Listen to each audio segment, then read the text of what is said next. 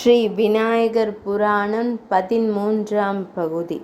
தேவி அதிதியின் மடியில் படுத்திருந்த குழந்தை மகோற்கடன் ஒரு பருந்தாக வடிவெடுத்தான். மின்னல் வேகத்தில் கிளிகளை நோக்கி பறந்தான். அந்த கிளிகளை வாயால் கவ்வினான். அதன் இறக்கைகளை பித்து எறிந்தான்.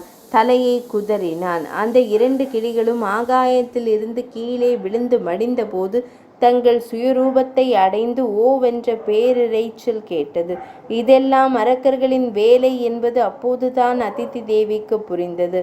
அவள் கஷ்யப முனிவரிடம் ஓடிச் சென்று விஷயத்தை கூற, அவரும் வந்து பார்த்து குழந்தையின் வீரத்தை எண்ணி அதிசயித்தார். மேலும் பால விநாயகனின் லீலையையும் ரசித்தார். தங்களால் அனுப்பப்பட்ட அசுரர்கள் கிளி வடிவில் சென்று குழந்தையின் கையால் இறந்தார்கள் என்பதை கேள்விப்பட்ட தேவாந்தக நராந்தகருக்கு கிளி பிடித்து கொண்டது. மேற்கொண்டு சில காலம் குழந்தை மகோற்கடனுக்கு எதிராக எதுவும் செய்வதில்லை என்று முடிவெடுத்து விட்டனர். அதிதி தேவியும் நிம்மதியாக குழந்தையை வளர்த்தாள். குழந்தைக்கு 3 வயதான போது அவனை ஒரு முறை சோமவதி என்ற குலத்திற்கு அழைத்துச் சென்றாள். அங்கே சில முனி பத்தினிகளும் முனிவர்களும் அவரவருக்குரிய துறைகளில் நீராடி மகிழ்ந்து கொண்டிருந்தனர். அப்போது ஒரு முதலை தண்ணீருக்குள் இருந்து வெளிப்பட்டது. குழந்தை மகோற்கடன் விளையாட்டுத்தனமாக, அதோ பூச்சி வருகிறது, நான் அதை பிடிக்கப் போகிறேன் என கூறிவிட்டு யார் பதிலுக்கும் காத்திராமல் தண்ணீரில் குதித்து விட்டான். அதிதி தேவி அலறினாள். குழந்தை தண்ணீரில் குதித்து விட்டானே என்று பிற துறைகளில் குளித்து கொண்டிருந்த முனிவர்களும் ஓடோடி வந்தனர். ஆனால் யாருக்கும் தண்ணீரில் குதிக்க தைரியமில்லை. என்னாக போகிறதோ என்று பதைப்புடன் பேசிக்கொண்டனர். மகோற்கடன் அந்த முதலையை நிஜமாகவே பூச்சியை பிடிப்பது போலவே பிடித்தான். ஆனால் அந்த முதலை தன் பிறவி குணத்தை காட்டிவிட்டது. குழந்தையை வாளால் சுற்றி அடித்து அப்படியே விழுங்கிவிட்டது. அதிதி தேவியும் முனி பத்தினிகளும் கதறி அழுதனர். முனிவர்கள் வருத்தம் தாழாமல் கண்ணீர் வடித்தனர்.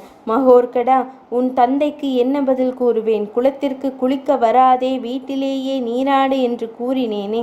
உன்னை அங்கே பாலிலும் பன்னீரிலும் குளிக்க வைத்திருப்பேனே. இப்படி சேஷ்டை செய்து வீணாக உயிர் துறந்தாயே. விநாயக பெருமானே, தவமிருந்து பெற்ற உம்மை எப்படி மீட்பேன் என்று புலம்பிய போது குழந்தையை விழுங்கிய முதலையின் வாயை பிளந்து கொண்டு மகோற்கடன் வெளிப்பட்டதை எல்லோரும் பார்த்தனர். அவன் முதலையின் முதுகில் ஏறி அமர்ந்தான்.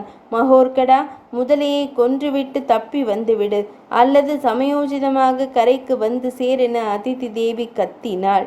மகோற்கடன் அந்த முதலையை பார்த்து கரையை நோக்கி செல் என்று ஆவேசமாக கூறினான். முதலை வேகமாக கரைக்கு வந்தது. அது கரை முகப்பை தொட்டதும் இறந்து விட்டது.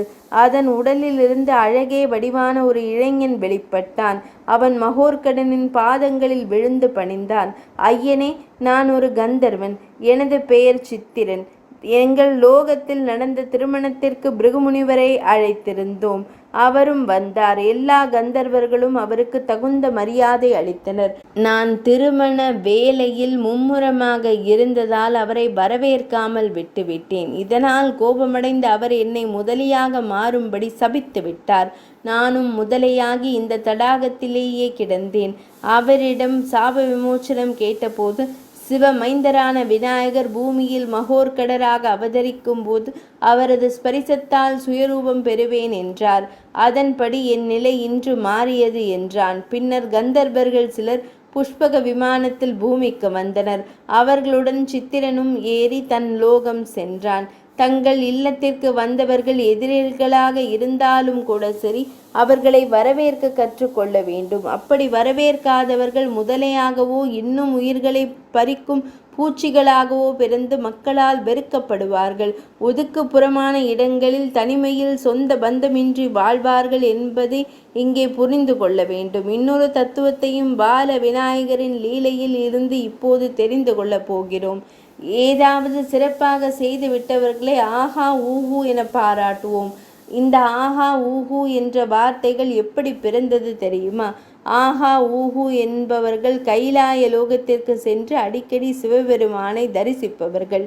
வழிபாடுகளிலேயே மிகவும் உயர்ந்தது இசையால் இறைவனை வழிபடுவதாகும். உள்ளம் உருகி தாள வாத்தியங்களுடன் பாட்டு பாடி இறைவனை வணங்கினால் அவர் மிகவும் மகிழ்வார். இசைக்கலைஞர்கள் பாடும்போது ரசிகர்கள் பாடலில் லயித்து ஆஹா ஊஹூ என்று கூறி பாராட்டுவதில்லையா? அதனால் அவர்கள் அந்த வார்த்தைகளையே தங்களுக்கு பெயராக சூட்டிக் கொண்டனர்.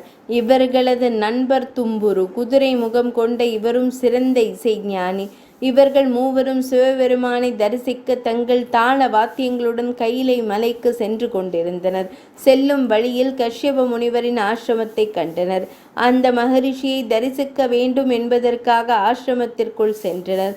கஷ்யப முனிவரும் அதிதி தேவியும் அவர்களை தகுந்த மரியாதையுடன் வரவேற்று விருந்துண்ண வேண்டினர். அந்த கலைஞர்களும் தாங்கள் நீராடிவிட்டு பஞ்சமூர்த்தி பூஜை செய்த பிறகு உண்கிறோம் என்றனர். அவர்களிடம் விநாயகர், சிவன், பார்வதி, விஷ்ணு, சூரியன் ஆகியோரின் சிலைகள் இருந்தன. 13ஆம் பகுதி நிறைவடைந்தது.